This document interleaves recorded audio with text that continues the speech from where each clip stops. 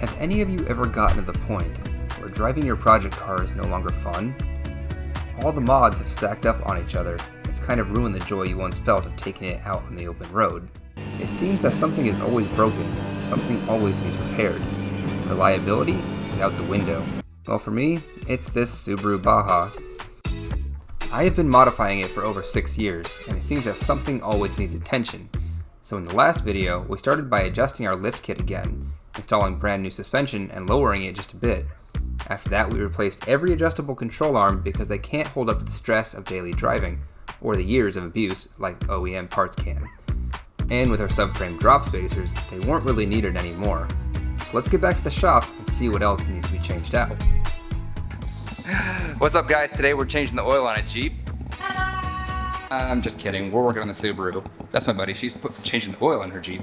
I like to use Jake's shop because he has a nice shop and has all the tools and I don't have to have them, so. That.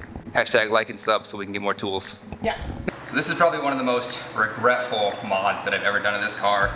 And these are the 1-inch wheel spacers from Stance Magic.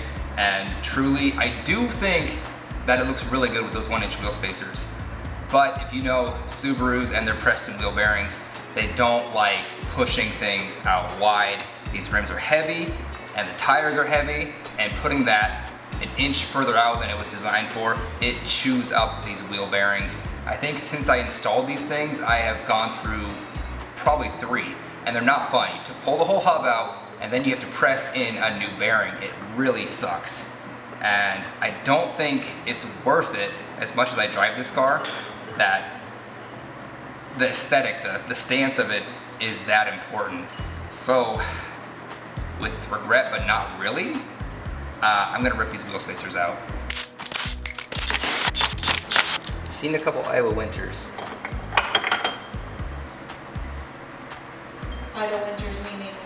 Iowa winters as in we got rust. Oh, Iowa winters, not idle. Did I say idle? I think you said idle. Oh my goodness. Iowa winters. Like I said, I don't have a problem with these wheel spacers or the studs, and they're grade 8, so they're definitely a high quality spacer.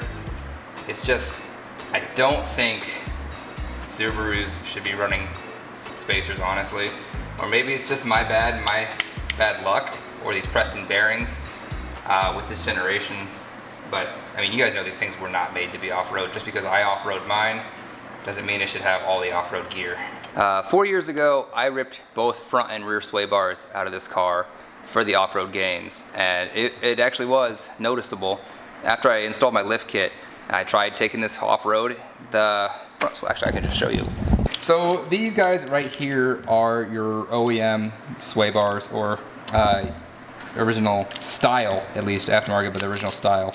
And I actually have a video out there of when I took it off-road and had some extreme articulation. It actually cracked the bottom of the sway bar link.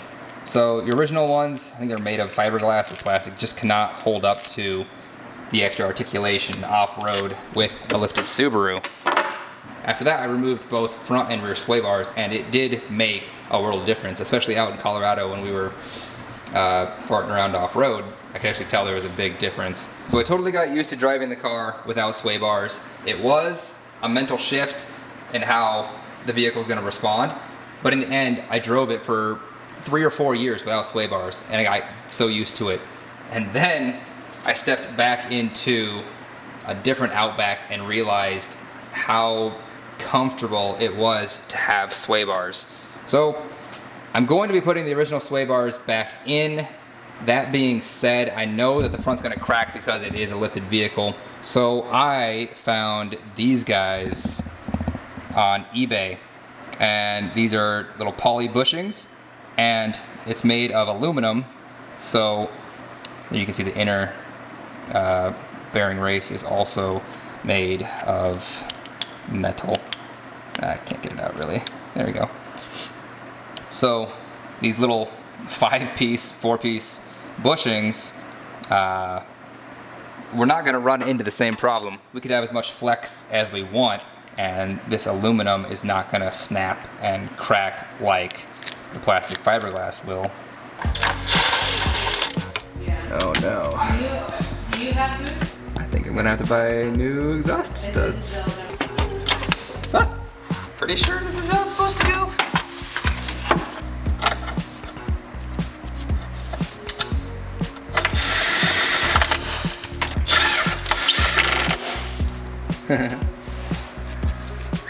Now, did I put this on upside down?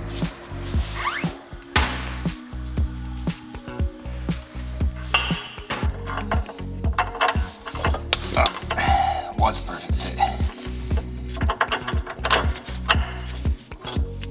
There we go, sway bar and new end links, beefy end links installed, and we're gonna move to the rear. It's pretty much impossible to get this one backwards.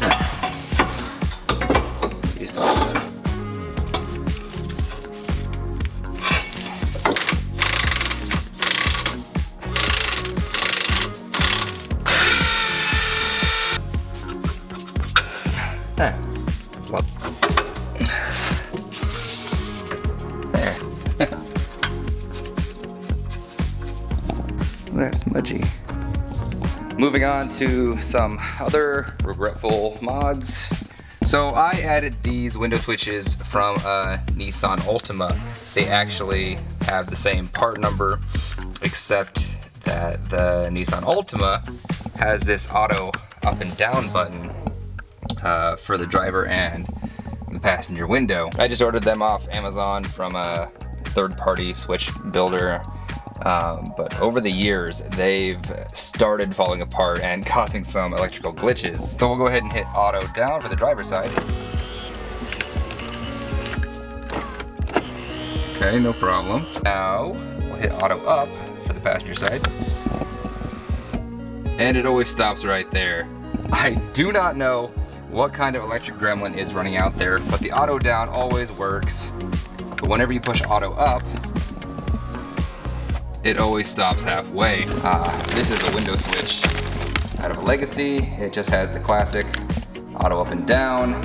So I'm figuring if I plug this bad boy in, my electrical gremlins, at least with the windows, will be resolved. Out with the switch doctor, and in with the made in Japan. Auto down, no problem. Return to normal. And I forgot. I have to hold it all the way up. That's fine.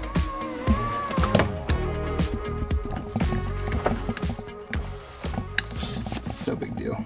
Some of you guys have already noticed these are the original style headlights. They're aftermarket from Rock Auto. The original ones were JDM from the BH Legacy, and they were more of a novelty than anything else. The auto leveling up and down was kind of fun, but that required a special wire harness. The headlight housing required trimming, and eventually one of the ballasts died, leaving one headlight dim and white, while the other one was bright and blue. So it looked really bad going down the road. And the housings for the headlights got all cloudy, so I figured why not just go back to original. The ABS light has always been on since I replaced those brake lines. I think I messed up a wire or something. The check engine light has always been on since I did my motor swap. And the gas light is on, but probably not for what you think. I never hooked up the charcoal canister wires or never messed with the fuel tank pressure sensor wires because everything worked and I was tired of putting time into it. I never took the time to really make this look good. I made it good enough and called it good. So with all of that going on, I bought this.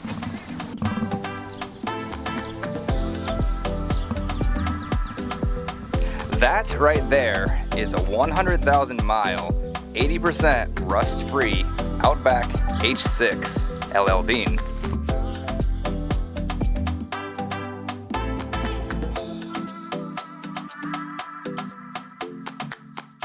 100,000 mile motor, 100,000 mile transmission, and 100,000 mile differential. Unlike our guy over here. Not only do the differential and the transmission have 200,000 miles, but the chassis, the body of the Baja have close to 300,000 miles, and it has seen way too many SAL roads. The rust has gotten so bad that that lateral bushing I just showed you, it actually flexes with the car a little bit. I can feel the wheel of the impact of that mount moving, so it's trashed.